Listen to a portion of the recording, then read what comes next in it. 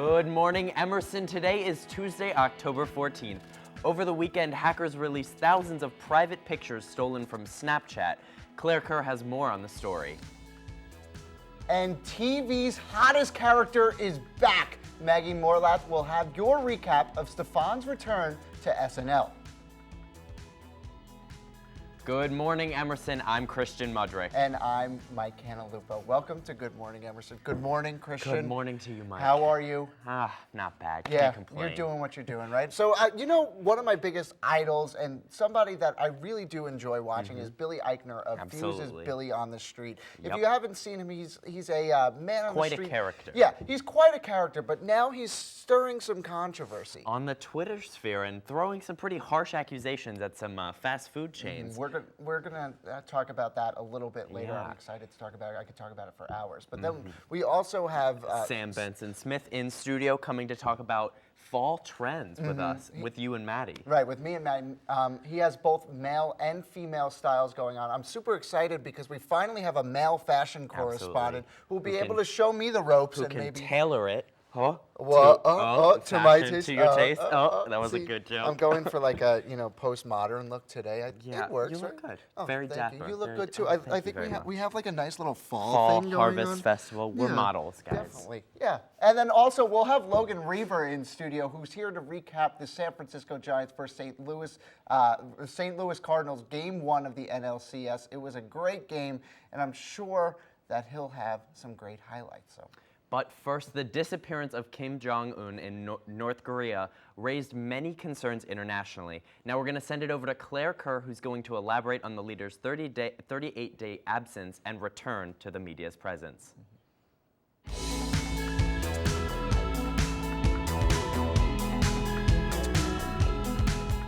Good morning, everyone. Let's get started with today's news. Well, it turns out not all Snapchat images just disappear. Nearly 100,000 Snapchat images and videos were released on the internet yesterday. The 14-gigabyte file appeared on viralpop.com but was quickly taken down. Hundreds of copies of the file were made and are now surfacing on sites like Reddit and 4chan. An estimated 50% of Snapchat users are between the ages of 13 and 17. This means that many of the images leaked could be classified as child pornography. The company denies its server had been breached, and Snapchat is now blaming unauthorized third-party apps for their security flaws. Russian President Vladimir Putin has ordered thousands of troops stationed near the Ukrainian border to return to their bases. Over the weekend, Putin's spokesman announced that about 17,600 soldiers would be pulled back from the Rostov region. NATO and the U.S. say Russia has previously announced troop withdrawals that were not carried out. Ukrainian troops have been fighting pro-Russian rebels in this region since April. Russia denies claims that it has been supplying troops and weapons to separatist rebels in East Ukraine. The conflict has killed over 3,500 people.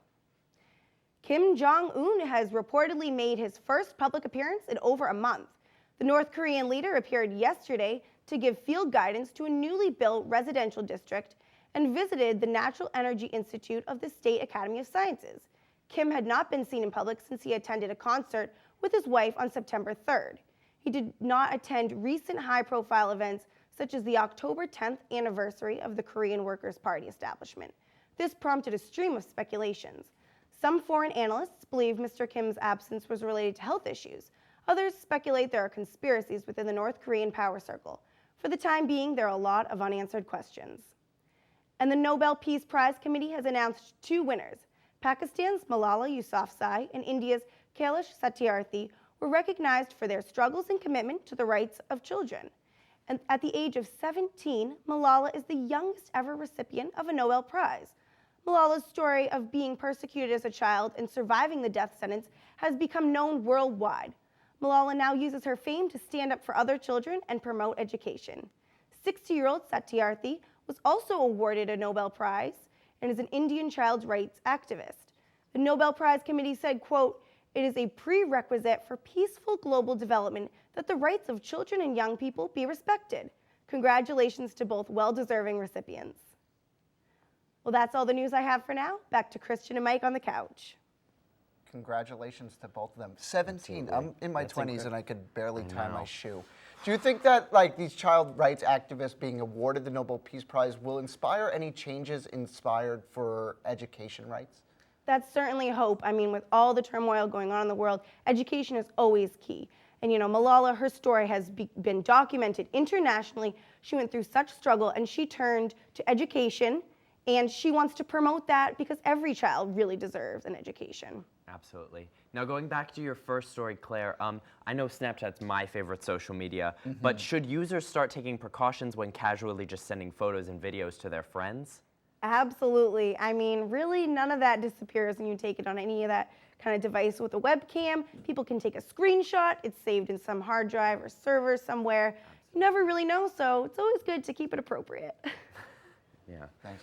Beware of the screenshot. Absolutely. Always, always. Now, in this week's edition of Jokes About How Unpredictable Boston Weather Is, are you ready for it? Oh, ready? so ready. Boston weather is so unpredictable, it makes my constant changing of hairstyle seem tame. I didn't Knee nail it slapper. whatsoever. Here's Lauren Fox.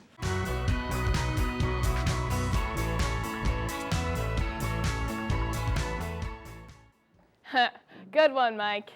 This Columbus Day weekend, we finally had that chilly fall air come through. People broke out their hats and scarves, especially for those colder early morning temperatures. With all the sunshine we are seeing in this week's forecast, you might actually be able to put your winter accessories on standby. Today is going to be partly cloudy with a high of 67 degrees. It is only going to get sunnier throughout the day, the perfect way to kick off our 4-day work week. Tonight will be on the cloudier side with lows in the mid-60s. With such comfortable temperatures, you should be safe without a jacket on your walk home after work or rehearsal. Tomorrow we'll have this week's high of 76. Yes, you heard me, 76. It will be 76 degrees tomorrow with partly sunny skies. You should take an hour or two from your busy day to go for a walk or do some shopping on Newberry. This might be one of the last warm days we have until spring. I'm happy to report that this week's 5-day forecast is unseasonably warm. On Thursday, there will be a chance of thunderstorms throughout the day with an expected high of 68 degrees. That stormy weather will dissipate Thursday evening to make way for some sun on Friday. Both Friday and Saturday will be partly cloudy with an expected high of 67 degrees. A great way to start a comfortable fall weekend. We are so lucky that Mother Nature has let us ease into the cooler fall temperatures. I don't know about you guys, but I did not enjoy the snowtober storms we've had thrown our way the last few years. Hopefully we don't have to deal with the snow and ice until late November. Knock on wood. I hope you enjoy tomorrow's warm weather, and I will see you all on Thursday. Back to Christian and Mike on the couch. Thank you so much, Lauren. But there seems to be a storm brewing on Twitter with Billy Oh my Eichner God, versus that was Burger worse King. than the joke I okay, just tried to make. At least I landed it. But Billy Eichner is calling out Burger King for stealing his idea. Right, but how is Burger King exactly stealing Billy Eichner's idea? Because Honestly, I don't know. I mean, just because they're doing like a man on the street type package for their commercial doesn't mean that it's being stolen. if you don't know much about Billy Eichner, he is probably the sassiest man I've ever seen in my life. Probably. Which he runs up to people, random people in the street, and starts quizzing them, interviewing Yelling at them. Yeah, whatever. And it makes for great comedy. Entertainment, yeah, absolutely. But here's the thing, I do that stuff all the time also. I'm not nearly as sassy as him, but That's true. I do it. There are plenty of other professionals in the world doing these types of man on the street comedy type interviews. So my question is everybody stealing from you, Billy? No, I think what is happening here is that Billy is offended because the guy that they got to play, the man on the street guy, kind of looks like him. He wears the same button-up shirts, and he's screaming in these kids' faces just like Billy does. No, but he does it on so much more of a tame level. He's yelling about $1.69 chicken nuggets. It's like, come on. I don't think that, sure, maybe Billy Eichner had some influence in it, but first off, the guy didn't do it nearly as well That's as Billy true. Eichner I will did. give So you that. Billy shouldn't be mad about the situation. And then second off, it's something that happens. It's advertisement. It's television. Jay Leno does it. Jimmy Kimmel does it. Everybody does it. So, Billy. And it is good publicity for his show if he's tweeting about it and make a Right. big scene about it. So there's, you know. That's probably what it is Right. more than anything else. Right. It's There's just pros a and cons to publicity stunt. everything. Well done, Billy, I guess. But we're going to take a quick commercial break. When we come back, Madeline Avery will be making her first appearance of the day.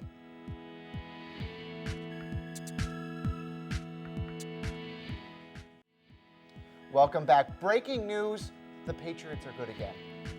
Okay. For all things Boston sports, here's Logan Reaver.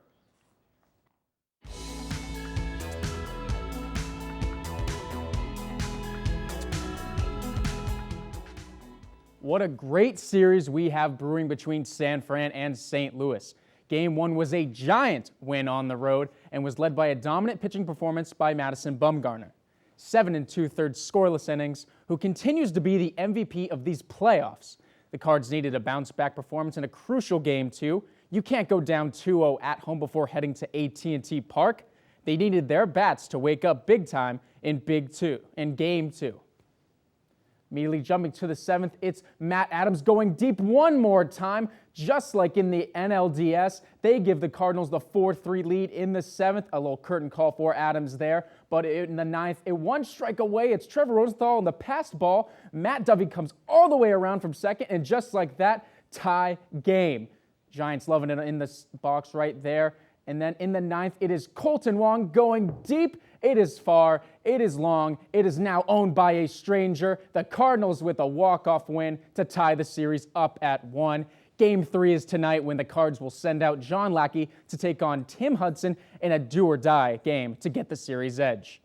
And man, oh man, was last week fun for Patriots fans. There was Tim Wright sightings. Gronk looked to be back to the monster he is. The defense played on all cylinders. But most importantly, Tom Brady got his swagger back. A trip to Buffalo followed, where Brady is 22-2 all-time against the Bills. But this team has a habit of struggling at Ralph Wilson Stadium. Another test for this unpredictable Pats team. The owners before the game showing some love to each other. In the first, it is Brady finding Tim Wright, who is doing everything right now. Second TD in as many games. Pat go up 7-0. Later, it's Brady looking for Mr. Brian Timms, who is far and gone into the end zone for the deep bomb. Pats go up 14-7 on that one. Later in the game, in the 4th, it is Kyle Orton trying to get his team back into the game. Chris Hogan with the touchdown. They would get the 2-point conversion, get within 8, but it would be Brady's day as he finds Brandon LaFell, who gets loose and breaks the tackle on McKelvin. Pats go on to win this one, 37-22. Pat's back in business. It was just 2 weeks ago people had written off number 12, saying his team is done and a change is imminent. Since then, Brady is averaging over 325 yards a game and has thrown 6 touchdowns, including 4 he threw on Sunday. Let the bandwagon fans regrettably come on back. And a good sign for those involved in the ongoing controversy of the Washington Redskins and their name. On Sunday in Arizona, the team's owner, Dan Snyder, shared his owner's box with the president of the Navajo Nation, Ben Shelley. The Navajo Nation is a Native American governed territory that covers areas in the Midwest United States. This is welcoming, given that no side has truly gotten along during this process, but hey, if they can share a press box together, there's got to be some sort of progression. Snyder still sticks by his statement of last year when he said, "We'll never change the name, it's that simple." And try to believe this, an NBA player is getting called out for being overweight by his coach. Dallas Mavericks head coach Rick Carlisle stated after Friday night's exhibition game that the team's new forward, Chandler Parsons, needed to drop a few pounds.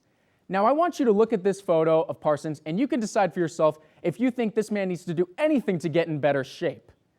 Are you kidding me? He is one of the best athletes around and one of the nicest dunkers the game has. He got stronger in the offseason, not fat. Since then, Carlisle has apologized, saying it was unfair and inappropriate to single out Parsons after the game. Yeah, you think so?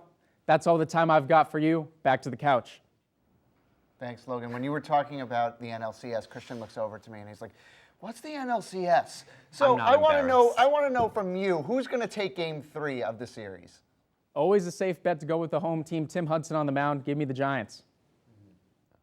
Okay, all right. Well, simple enough. Well, thank you so much, Logan. But now we're going to hear from Sam Smith, our fashion correspondent, on working with what you have in your closet for this fall season.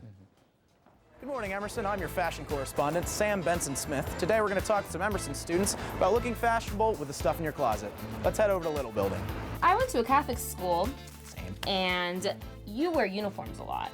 And I personally don't have any fashion. So what I thought of doing was going through 17 magazine and just seeing what I should wear every day. Obviously, I don't have exactly the same clothes, but I will kind of improvise, I guess is the right word to say. So I see today you got a hat that says Paris on. I saw you wearing a Boston. You're wearing a Sox hat a little bit earlier. How do you think, your hats complement what you're wearing? I generally like to wear something from head to toes. I cover myself with as many things as I can because it's how I can make a statement. So my hats really are just another part of how I can kind of express myself through what I'm wearing. So I have a lot of hats that are kind of flashy, bold, but other ones that are just kind of refined. And I see over there on your bed, you've got a leather jacket. I'm a big fan of leather myself. How do you incorporate that into your daily fashion? A very versatile piece of clothing because I could go from, dressing up, wearing it over a collared shirt or something, or just tossing it over a t-shirt. My black boots that I just recently got are my favorite item for fall. They're suede and they're a really versatile piece of clothing that I like to incorporate in all of my outfits. I'm also a big fan of suede, especially when you're in darker colors suede, you don't have to clean them as much. Exactly. It's awesome. And if you have an infinity scarf, it also functions as a hood if it gets really windy or cold outside. Hopefully those tips helped you guys out. Let's go back to the guys in the studio. That was Sam Benson-Smith, who will be with us later in studio. Good morning, everyone. Today I'm sitting down with Amanda Tessier, the marketing director for Emerson Channel Sports. Good morning, Amanda. Good morning. So I know that you're here to talk to us about an event today, a kind of fun event, a fall event. So tell us, what is the event that we're talking about? So Emerson Channel Sports is putting on a pumpkin pie eating contest and a trivia night tomorrow night, Wednesday, in the dining hall at 5:45. Okay, pie eating contest. I love this. I love pie. So tell me, what, okay, so you said in the dining hall tomorrow night, so that's October 15th. What time? 5:45. So right when everybody's going to dinner, you can go to the back of the dining hall. We're going to have 20 pumpkin pies. You can enter the pie eating contest, and then we also will have trivia following it. So if you know your sports, Logan, I want to see you there. We love to have you participate, and we're going to do all sports, professional and college. Yeah. So I don't know my sports, but I do know my pie. So would I be an asset to the pie eating contest team? Okay. You would be an asset. We're asking everybody to sign up. You can go to our Facebook page and the sign up forms right there. Okay. If you don't sign up, please do still come. We'd be happy to have you. Yeah, I know Christian and our executive producer Dan are planning on going, so hopefully we'll be there to root them on. So Amanda, I want to ask you, will you be participating in the pie eating contest? I will not. Unfortunately, I have class tomorrow night, and it really breaks my heart. But we're going to have a couple members from ECS there to help everybody out and to probably eat some pie themselves. Okay. And what prizes can you win for the trivia? Right now we're getting gift cards. We haven't gotten them yet, so if you have suggestions, send them over on our Facebook page. They'll probably be about a $10 or more gift card. Awesome. That's so exciting. Thank you so much, Amanda, for being with us. Thank you for having me. All right, we're going to take a quick break, but when we come back, Sam Benson-Smith will be in studio to show us some fashion trends. Welcome back. This celebrity's recent return to Twitter included outbursts about getting facial surgery and being microchipped. Maggie Morlath, please take it away.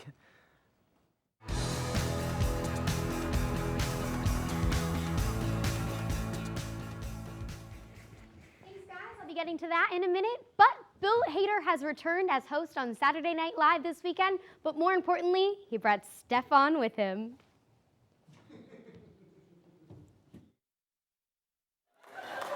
If you're looking for a berserk night out in the new New York, I know just the place for you. New York's hottest club is Whimsy. Condemned by GLAAD and the EPA from Ghostbusters. This old, wet Band-Aid found in a jacuzzi is the kind of place that makes you feel weird the next time you see your parents. Bill was joined by former SNL cast member Kristen Wiig, who stopped by to promote their new movie Skeleton Twins in his opening monologue, which was cool, I guess, but let's be serious. Hearing about New York's hottest nightclubs is all we really care about. And the latest celebrity train wreck is taking to Twitter yet again. That's right, Amanda Bynes has returned to social media. The former child star was a sensation on social media last year, making absurd comments about wanting Drake to murder her vagina, calling the Obamas ugly, and even referencing her own eating disorder. Amanda's tweeting in 2013 ceased when she was hospitalized for a mental health evaluation after a series of arrests. Amanda had laid low on social media until last week when she began tweeting things like, "Don't believe anything the tabloids are saying about me. They dislike me for some odd reason and they continue to insult me every day. And also, expletive, I just need a tremendous amount of facial surgery." Her tweets escalated to accusing her dad of sexually abusing her, but saying that it was the microchip in her brain that made her say this. Amanda was hospitalized on October 10th in Pasadena. Amanda, please get better. And Amanda isn't the only celeb opening up on Twitter. A tweet from Katy Perry has seemingly confirmed that the singer will perform at the 2015 Super Bowl halftime show. KP tweeted, Sunday, nothing but sitting on the couch watching my new favorite sport, football emoji. She posted this just days after Billboard broke the news that she would indeed be performing. Well, it turns out that Billboard was really just speculating, and the NFL has declined to confirm or comment. But going off of Katy's declaration of love for football, we may just be hearing her roar at the Super Bowl in February. Well, the Carters are in Paris and they're going gorillas. America's royal family, Beyonce, Jay-Z, and Blue Ivy, of course, had the royal treatment as they took a private tour of the Louvre Museum. Several photos of the family's tour were posted to Beyonce's Tumblr this weekend. The trio toured last Tuesday when the museum was closed, but of course the Carters covered the costs of staffing the place. They took some classic pics, my favorite being the couple in front of the Mona Lisa, Bey copying her smile and Jay just mean mugging. But this has been Magsmo with all the entertainment news you need to know. Well, thank you so much, Maggie. And I know I've been keeping up with Amanda Bynes' ridiculous tweets. So could you just elaborate on what we have in store for Amanda Bynes? Well, it's really unfortunate. I mean, she's finally been hospitalized, and I think that's really for the best. It seems like all of this has sort of been a cry for help, and it's very clear that she actually does have something she needs to work out and work on. So I'm just hoping for her safety and her health at this point. Me too. I was hoping that she would get her stuff together when she went to the Fashion Institute, but it just doesn't seem that way. But thank you so much, Maggie. Sam Smith is now in studio with Madeline and Mike to talk about articles of clothing that will keep you comfy and still cool this fall. That's right, Christian. We're here with Sam. And Sam, you have a lot of stuff here. Yeah. So tell us a little bit about what's going on and how these all make sense with each other. well, what we're going to highlight a little bit today is, especially, we got leather jackets on that. We got an infinity scarf. Okay. And we've got This is nice. Go Yankees. I know it's crazy to say it here, but this is a strap back cap with an Aztec brim. You're going to get hurt for saying Yeah, no, it's scary right But now. it's okay because it's a super fashionable hat. Absolutely. Anyway. Are you going to be putting on the hat, Mike? I know you love the Yankees. I just got a haircut and I happen to not want. Yeah, fine, I'll put it on. Isn't that beautiful? And the beautiful thing with that is, you can pair it with this, which is nice. perfect. I mean, we're talking about versatility. We were talking about the leather jacket. You can be casual during the day, but you can go out at night. You can add that with the scarf. Same thing goes for here. You can be at class during the day, and you can just do the skinny tie, and maybe you get some black jeans on. Toss a pair of those wool pants on. Put on the cardigan with it. Can we talk about these wool pants We for can a talk second? all day about these They're wool pants. so nice. Look at these. These are like super warm for winter, and they're just fashionable. Oh, They're that's the thing. cool. They're really we were talking nice. about comfy and cool Right. at the same time. Is wool comfy though? Surprisingly, that's Yeah. actually it's some sort of mix between wool. It's like about 80% a wool blend. It's a wool blend. Yeah. Most comfortable pair of pants. It's I actually own, honestly. 68% wool, 29% 68. viscose, and 3% spandex. To be exact. Made in yeah. Hong Kong. But Sam- honestly, if you get yourself a pair of those pants, so comfortable. Sam, I love this infinity scarf. My favorite thing with an infinity scarf, I like to wear them, layer, get like a little bit warm, but I also like to use them as a hood when it's raining out because you can just, it's really cool. Like I never want to get my hair wet. That's a big thing. My mom knows that. And so I wear the scarf, I put the hood over my head, and then when you get to class, you just take it down. It's really nice. Yeah, I love those scarves. Mike was talking earlier about his hair being, going through a lot of different transitions. It's perfect. Right. I mean, guys don't usually wear infinity scarves, but you can toss that over. You got your hood. Do it. Why not? Yeah, I've let's, seen let's, guys- let's yeah. break that glass seal. Do it. But Right guys now. can wear it. Put it on. You got Here it, we Mike. go. Oh Might God, it's be- infinity. So- it keeps going on. So many scarves. Oh man. So talk to us about, so we're talking about layering today. We're talking about wearing things in our closet. I know that it's been pretty warm out lately and it's gonna stay warm. So this outfit for the ladies over here, it's using The little black dress. Little black dress, and on top of that, you've got still, because Lauren was talking about like 7-degree weather this week, so you got that got that vest, and then say during the day you want to be a little bit more casual, you can wear leggings with it, go out at night, but it pairs very well with that Coach purse, pairs very well with the accessories that she's wearing there. So yeah, no, a lot of it is about layering and being able to be versatile, be casual, and formal at the same time. For example, these shoes. These are probably the best thing I've ever seen on this show. These are like a perfect combination of casual and dressy at the same time. I like these ones. I like the distressed leather of these. I think these are really nice. Yeah, the thing with both of those is you can wear these formally at the same time. I'm a big fan of wearing dress shoes out every day. Yeah. You have them good and worn in. You get a nice pair of leather shoes. You keep them good shape, shine them, and especially that distressed leather. If you shine those, they look better with age. They almost even get better. And these shoes, incredibly comfortable but versatile. It's got that sneaker bottom to them. Do you know where I could find? You can actually get like these this? at Christian. What's up, guys? You want to know where we can get those shoes? Sure. You can get them at Bass. I actually got them on Great. sale this summer. They come in tons of different shades of colors and stuff, and it's perfect, affordable. Wonderful. Those are all of that. really, really nice. Looks like we're all ready for fall fashion here. Yeah. Well, thank you so much, Sam God. Benson-Smith. Thank you, guys. Please join us on Thursday. We'll have Dom Carrieri in to talk about Eagle. It's been a great day. Thank you so much, and have a good rest of your day.